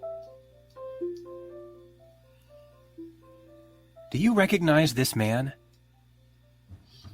People all over the world know his face. they know his name. Now you will too. This is Dr. Martin Luther King Jr., and he was an American hero. Dr. King was born in Atlanta, Georgia on January 15, 1929. That was more than 90 years ago. Here's a picture of Martin when he was 6 years old. He loved riding his bike, playing baseball, and eating ice cream. Martin's best friend was a boy who lived nearby, but that changed one day when his friend told him they couldn't play together anymore. His friend was white, and Martin was black. His friend's father didn't want his son playing with a black child. This made Martin sad and angry. He didn't understand why he couldn't play with his friend. During that time, there were laws in parts of our country that kept white people and black people apart. Keeping people apart like this is called segregation. The law said that black people and white people had to go to different schools, parks, and restaurants. The schools and parks for black people were often old and run down. The schools and parks for white people had newer books and better playgrounds. Just a little bit of the history of segregation and all of that. But now we're going to bring up that speech from Dr. King as well. So if y'all will hold on one second, we're going to bring up that speech from Dr. King. And I think y'all will enjoy this. And that should take us all the way almost up till the 3 o'clock hour. But I may give you some of the other excerpts from his speech as well. So get ready to bring up Dr. King's speech, because we do know that this is definitely a day to honor Dr. King and all of that. So definitely, if y'all hold on, we're going to bring up the speech right here, excerpts from the I Have a Dream speech.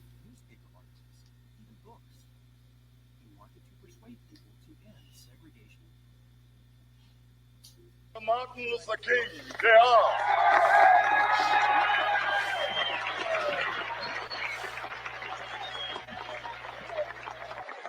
I am happy to join with you today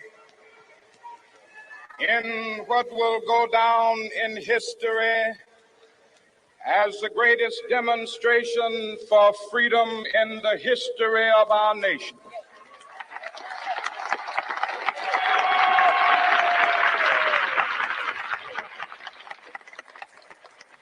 Five score years ago, a great American in whose symbolic shadow we stand today signed the Emancipation Proclamation. This momentous decree came as a great beacon light of hope to millions of Negro slaves who had been seared in the flames of withering injustice. It came as a joyous daybreak to end the long night of their captivity. But 100 years later, the Negro still is not free. 100 years later,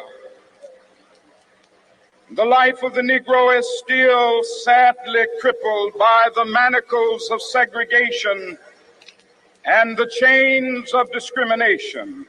100 years later, the Negro lives on a lonely island of poverty. I have a dream that one day this nation will rise up and live out the true meaning of its creed. We hold these truths to be self-evident, that all men are created equal.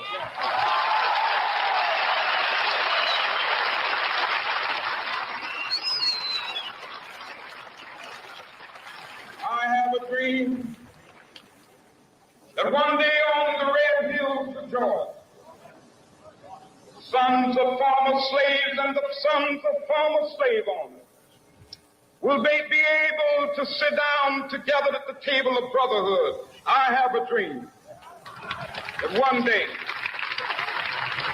even the state of Mississippi, a state sweltering with the heat of injustice, sweltering with the heat of oppression, will be transformed into an oasis of freedom and justice. I have a dream. My poor little children will one day live in a nation where they will not be judged by the color of their skin, but by the content of their character. I have a dream today.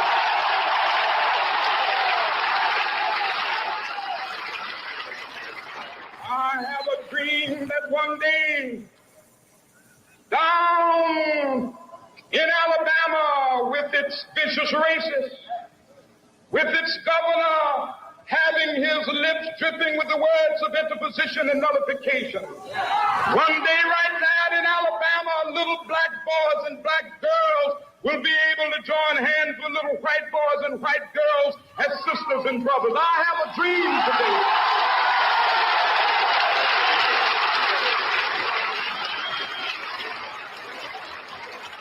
I have a dream that one day every valley shall be exalted, and every hill and mountain shall be made low. The rough places will be made plain, and the crooked places will be made straight, and the glory of the Lord shall be revealed, and all flesh shall see it together. This is our hope. This is the faith that I go back to the South with.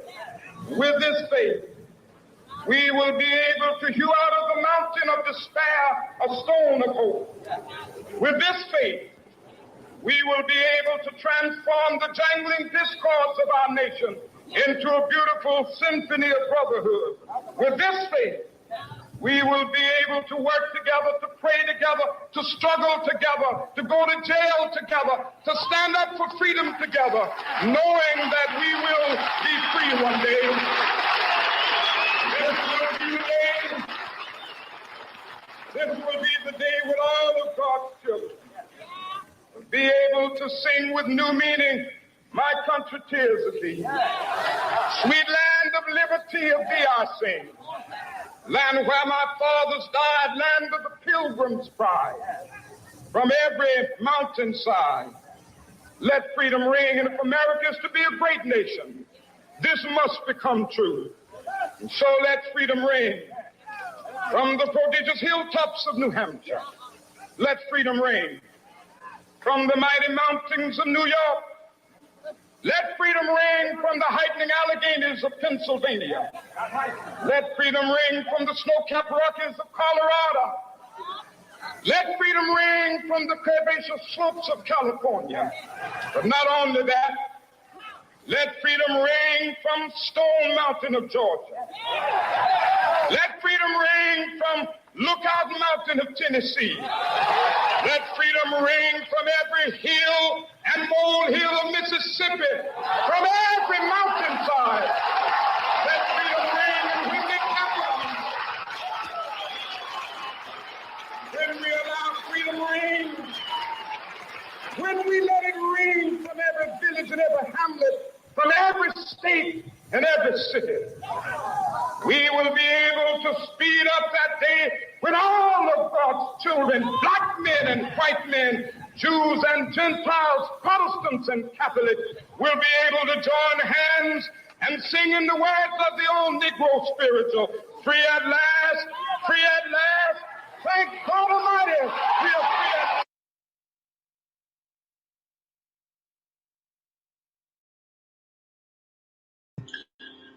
Yes, that was the power words of Dr. Martin Luther King. And of course, we are here on January 18th, which of course is the day that we are honoring the legacy of Dr. Martin Luther King and all of that. So definitely some great conversations and all of that folks will get a chance to learn and all of that. So definitely along those same lines, we're going to let you hear a little excerpt from Dr. King and a speech that he had with things in terms of our news folks and all of that. So Dr. Martin Luther King definitely had some great conversations with great media folks and all of that. And I definitely found a clip of one of those that I think folks will find interesting from the archives of the media and all of that. So I'm going to let y'all hear just a little bit of the words of Dr. King in Dr. King's own words from one of our fine folks over there in the network land and all of that. So we're going to hear a little bit of Dr. King from a thing that he did with one of the networks back in the 60s and all of that. So let's hear a little bit of his words here in his own words. Brooks inviting you to Meet the Press. Meet the Press, America's press conference of the air, and winner of every major award in its field, is a public affairs presentation of NBC News. Our guest today on Meet the Press is Dr. Martin Luther King, Jr., who led the Civil Rights March from Selma to Montgomery, Alabama. Dr. King, who is the winner of the Nobel Peace Prize, is president of the Southern Christian Leadership Conference. He is in San Francisco, where he delivered a sermon this morning for Bishop Pike at the Grace Cathedral. Our panel of reporters is in Washington, D.C., and we'll have the first question now from Lawrence E. Spivak, permanent member of the Meet the Press panel.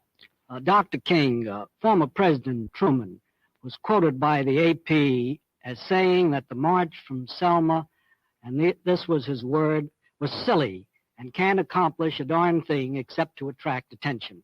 Now, there have been 2 murders, many beatings, and a federal expenditure for troops of about $300,000. Would you say that what the march accomplished was worth that cost? Well, first, I would say that the march was not silly at all. I would think that the march did more to dramatize the indignities and the injustices that Negro people continue to face in the state of Alabama and many other sections of the South, more than anything else. I think it was the most powerful and dramatic civil rights protest that has ever taken place in the South, and I think it well justified the costs that we put in it. Now, of course, we're sorry that a death occurred immediately after the march, and I'm sure that all people of goodwill are outraged and in deep sorrow as a result of the death of Mrs. Liuzzo. But after all, we know in a nonviolent movement that there are these possibilities, and we go on with the faith that unmerited suffering is redemptive. Dr. King, I think the demonstration was largely to get your voting rights bill through. Was it necessary for that purpose? Aren't you going to get that bill? And wouldn't you have gotten it whether or not you marched? Well, the demonstration was certainly for the voting rights bill. However, we must recognize that there are other very tragic conditions existing in the state of Alabama, which are as humiliating, as degrading, and as unjust as the denial of the right to vote, namely police brutality. And we marched on the state of the capital of Alabama to protest the long night of brutality, the constant murders that continue to take place in that state. For after all, under the administration of Governor Wallace, there have been 10 persons actually killed and murdered, and nothing has been done about it. There have been untold bombings of homes and churches. Again, nothing has been done about this on the whole, and we were marching there to protest these brutalities, these murders, and all of the things that go along with them, as much as to gain the right to vote. So it was a twofold march aimed at trying to rectify the conditions of Alabama and expose the evils that are deeply engulfed in that state. Dr. King, you had your great demonstration, and Governor Leroy Collins, head of the Community Relations Service, hoped there would be a respite from demonstrations in Alabama in order to give the state an opportunity to solve some of the problems. Do you think there should be a respite in Alabama now? Well, here again, with the murder of Mrs. Liuzzo on the eve, the night after the march, I can't see how there can be a respite. This is a state that continues to deal with human life as it is nothing. This is a state that continues to make murder a sort of nice pastime and gives respectability to resistance and defiance of the law. This is a state that continues to do all of the things that are contrary to our democratic creed, at least the political power structure of the state. And in the light of this, it seems to me that it will be necessary to continue to demonstrate until these conditions are removed. We don't believe in demonstrating for demonstration's sake. We don't have demonstration fever, but we do feel that as long as the conditions of injustice and man's inhumanity to man infiltrate that state, it will be necessary to demonstrate in order to bring these issues to the surface and lay them square before the conscience of the nation. Then, as I understand it, Dr. King, you see no end to demonstrations at the present, either in Alabama or in other sections of the country? No, I don't. I don't believe in the indiscriminate use of demonstrations, but I think as long as we have the problems with us, we're going to have demonstrations. And I think in the immediate, we must face the fact that Alabama has not come to terms with its conscience. Too many people of goodwill, and I do feel that there are many white people of goodwill and very decent white people in Alabama, but they have abdicated responsibility to the governor and to the sheriff clerks and to the Bull Connors. And for this reason, we feel that we have a moral obligation to keep these issues before the public, before the American conscience, before the mainstream of our nation, so that somebody will do something about it. And demonstrations have proved to be the best way to do this. Dr. King, would you list for us the barriers remaining which you believe must be destroyed before you and your followers will stop these demonstrations and give the South the chance to catch up? Yes, first, there must be an agreement on the part of the political power structure of the South to guarantee the unhampered right to vote. This must be done with zeal, and it must be done with good faith.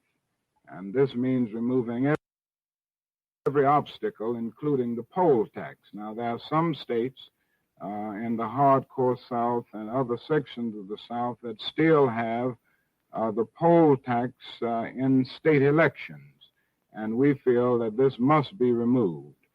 Secondly, we confront the problem of brutality from sheriffs and from other police forces, from other law enforcement agents, and we feel that before demonstrations can cease, something must be done to end this kind of unnecessary abuse of police power and what we see as outright police brutality.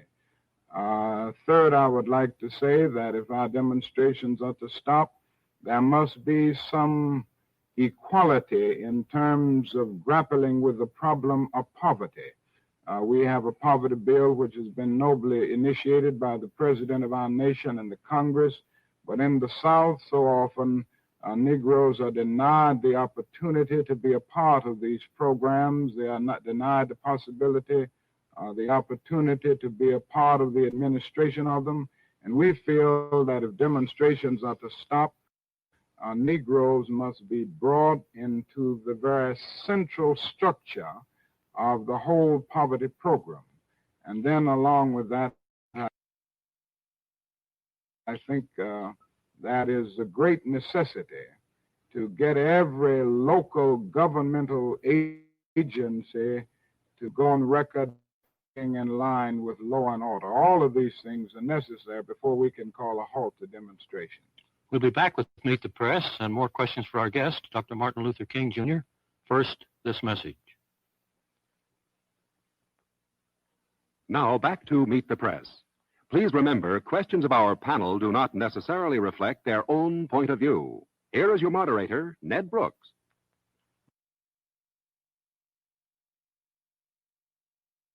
Resuming our interview, our guest today on Meet the Press is Dr. Martin Luther King, Jr., who is in San Francisco. On our panel of reporters in Washington, D.C., you have just met Lawrence Spivak. Our other reporters today are Tom Wickert of the New York Times, James J. Kilpatrick of the Richmond News Leader, and John Chancellor of NBC News.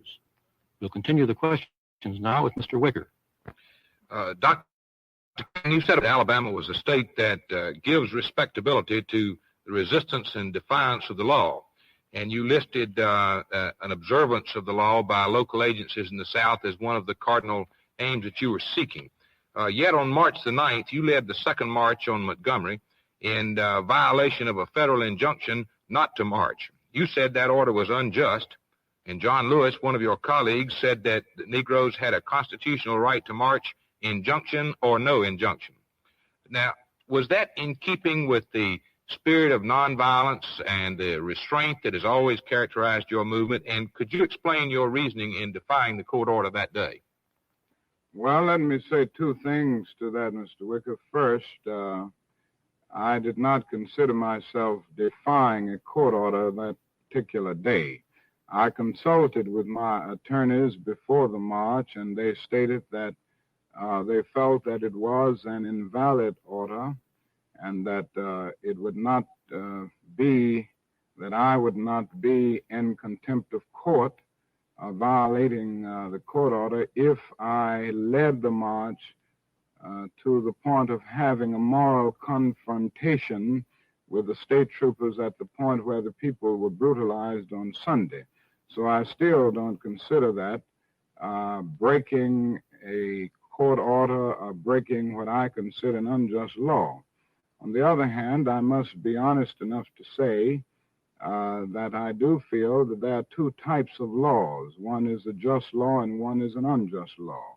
I think we all have moral obligations to obey just laws. On the other hand, I think we have moral obligations to disobey unjust laws because non-cooperation with evil is as much a moral obligation as is cooperation with good. I think the distinction here is that when one breaks a law that conscience tells him is unjust, he must do it openly, he must do it cheerfully, he must do it lovingly, he must do it civilly, not uncivilly, and he must do it with a willingness to accept the penalty. And any man who breaks a law that conscience tells him is unjust and willingly accepts the penalty by staying in jail in order to arouse the conscience of the community on the injustice of the law is at that moment expressing the very highest respect for law.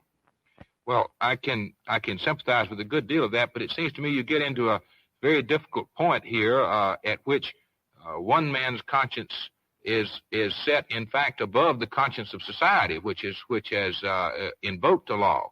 How are we to enforce law when a doctrine is preached that one man's conscience may tell him that the law is unjust when other men's conscience don't tell them that? I think you enforce it, and I think you deal with it by not allowing anarchy to develop. I do not believe in defying the law, as many of the segregationists do. I do not believe in evading the law, as many of the segregationists do. The fact is that most of the segregationists and racists that I see are not willing to suffer enough for their beliefs in segregation, and they are not willing to go to jail. I think the chief norm for guiding the situation is the willingness to accept the penalty. And I don't think any society can call an individual irresponsible who breaks a law and willingly accepts the penalty if conscience tells him that that law is unjust. And I think that this is a long tradition in our society. It's a long tradition in biblical history. Meshach and Abednego broke an unjust law, and they did it because they had to be true to a higher moral law. The early Christians practiced civil disobedience in a superb manner. Academic freedom would not be a reality today if it had not been for Socrates, and if it had not been for Socrates' willingness to practice civil disobedience. And I would say that in our own history, there's nothing that expresses massive civil disobedience any more than the Boston Tea Party, and yet we give this to our young people and our students as a part of the great tradition of our nation. So I think we're in good company when we break unjust laws, and I think those who are willing to do it and accept the penalty are those who are part of the saving of the nation. Mr. Kilpatrick. In drawing your distinctions between just laws and unjust laws, Dr. King, do you distinguish between statutory laws, such as a local ordinance requiring segregation, and the law that is promulgated by a court in the form of an injunction? Yes, I do distinguish between these. It does depend, however, Mr. Kilpatrick, on the court that renders the decision, and it does depend on the situation. There can be no gainsaying of the fact that many of the state courts actually misuse and abuse the judicial process. And I would make a distinction here between a decision that comes from a state court that is committed to preserving segregation and a federal court that is committed to bringing the basic and underlying truths of the Constitution into being. One distinguished jurist has said, justice too long delayed is justice denied. And we have seen courts that have delayed justice and in the process denied justice. So I would make a distinction here, but I think that the situation is one that has to be taken under consideration. In your book, you describe the opinion of the Supreme Court in the school segregation cases as just law, if you recall. Suppose the Supreme Court were to decide in some particular case against the interests of the demonstrators, as the court very nearly decided in January in the Cox case. Would you then regard such an opinion of the Supreme Court as unjust law to be disobeyed? Well, that's a rather iffy question, Mr. Kilpatrick. I would have to face it when I come to it, or when we face that in our society. I happen to feel that the Supreme Court has made a decision that it will never reverse. On the other hand, I might say that one has to understand what I mean by just law. I think a law is just which squares with the moral law, and I think a law is unjust which is out of harmony with the moral laws of the universe. Then the Supreme Court in the past has been unjust, has it not, then, in those cases in our history when it upheld segregation? I think there are laws that have come into being that I considered unjust, and I think the moral conscience of the nation considered unjust. This does not mean that the persons who rendered the decision were unjust people or that they were evil people. It simply meant that at that particular time, they did not have the foresight to see what, let us say, back in 1896, Justin Holland saw. They differed among themselves. While most of the jurists rendered a decision making separate but equal the law of the land, there was a Justin Holland who said at that time that the Constitution is colorblind and rendered a dissenting opinion, which has now become the majority opinion of our country. Dr. King, we have reports from Atlanta which indicate that you will recommend to the nation's labor unions a nationwide work stoppage to keep the plight of Alabama Negroes before the country. Now, can you give us some details on this plan? Yes, Mr. Chancellor. I think the conditions in Alabama have degenerated to such a low level of social disruption and such a low level of man's inhumanity to man that the whole conscience of the nation must rise up and engage in some kind of creative, firm action program that will bring the business leaders and the decent people of Alabama to the point of bringing pressure to bear on Governor Wallace and other officials who are responsible for this reign of terror. I left Alabama last week after the march feeling that we had made a great triumph, and we certainly did in the march, and that maybe we would see a brighter day all over the state of Alabama. But the fact is, Governor Wallace refused to see those who had a petition to present, and not long after that, Mrs. Luzo was brutally shot down in an automobile on Highway 80. This is just one other example of something that we've faced in the state of Alabama for a number of years. Consequently, I think that it is necessary for the nation to rise up and engage in a massive economic withdrawal program on the state of Alabama. To put it another way, I think the time has come for all people of goodwill to join in an economic boycott of Alabama products. So I'm, in a few days, planning to call on the trade unions to refuse to transport or use Alabama products. I hope to call on all Americans to refuse to buy Alabama products. And I hope to call on the Secretary of Treasury of the United States to withdraw all federal funds that it has on deposit in Alabama banks. And finally, I think it is necessary to call on all federal agencies in line with the 1964 Civil Rights Bill to withdraw support from a society that has refused to protect life and the right to vote. Mr. Spivak. Dr. King, the columnists Evans and Novak recently charged that the moderate Negro leaders, including you, have feared to point out the degree of communist infiltration in the civil rights movement. Have communists infiltrated the movement? I certainly don't think so, Mr. Spivak, and I would like to vigorously deny that. I have no evidence for such an accusation, and I might say that in our bylaws, certainly in SCLC and the NAACP and CORE and SNCC and the Urban League and all of the civil rights organizations, we make it clear that communists cannot be in official positions and cannot be in the membership. Beyond this, I think I could say that the philosophical undergirdings of our movement would make communism impossible and would have communists on alien territory. For our movement has been based and is still based on a philosophy of nonviolence. Dr. King, Yes? the AP reported the other day that a picture of you taken in 1957 at a Tennessee interracial school is being plastered all over Alabama billboards with the caption, "Martin Luther King at a communist training school." Will you tell us whether that was a communist training school and what you were doing there? Well, number one, I don't think it was a communist training school. In fact, I know it wasn't. The Highlander Folk School, which was referred to in that particular article, was a school that pioneered in bringing Negroes and whites together at a time when it was very unpopular to train them for leadership all over the South, and I think they did an able job in doing it. This school was supported by some of the great Americans such as Eleanor Roosevelt, Reinhold Niebuhr, Harry Golding, and many others that I could name. Secondly, the fact is that I never attended the school as far as training goes.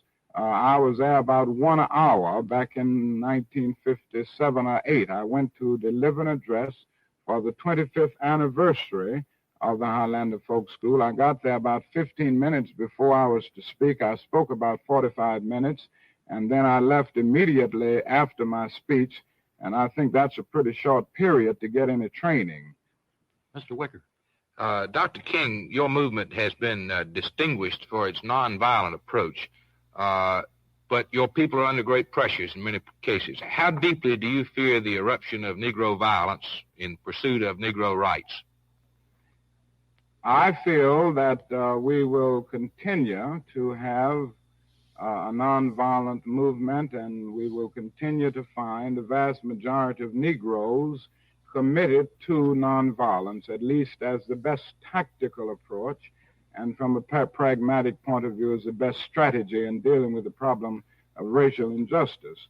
Realism impels me to admit, however, that when there is justice and the pursuit of justice, violence disappears, and where there is injustice and frustration, the potentialities for violence are greater. And I would like to strongly stress the point that the more we can achieve victories through nonviolence, the more it will be possible to keep the nonviolent discipline at the center of the movement.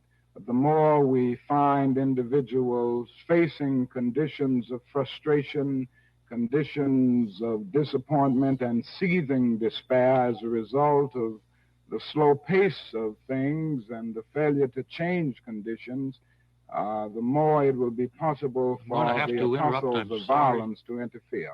I'm sorry, but I see that our time is up.